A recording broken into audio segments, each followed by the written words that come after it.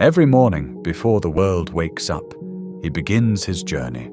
A bicycle, a bag full of letters, and a heart full of dreams. His name was Ravi, a simple postman in a small town, but his mind carried something much bigger than mail. It carried vision. On New Year's Day, Ravi sat alone in his little house and wrote a letter, not to anyone else, but to himself. He wrote, "Dear Ravi, next year, I will not just deliver messages. I will live one worth sharing." He sealed the letter and kept it in a small wooden box. That was the beginning of what he called the postman's promise. For years, Ravi rode through the same streets, the same houses, the same lanes. To others, it was routine. But to him, each letter was a heartbeat, each door a new story. When he delivered a letter, he didn't just drop it and leave. He waited, sometimes to see tears of joy, sometimes to share the silence of sorrow.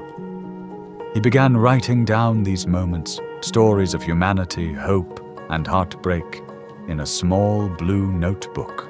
He met people who hadn't heard from their loved ones in years. He met an old widow who waited every week for a letter that never came, yet never gave up hope. And he met a child who wrote to his father in heaven because he missed him. Ravi began to see what most people never did, the invisible emotions that traveled through envelopes. He realized that even in his small role, he was connecting lives, keeping hope alive. 25 years passed. Ravi's hair turned grey, but his bicycle still rolled through the town like clockwork. One day he opened that wooden box, filled with 25 letters written to himself. Each one was a promise and a reflection.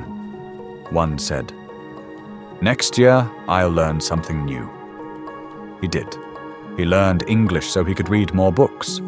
Another said, "Next year, I'll help one child go to school."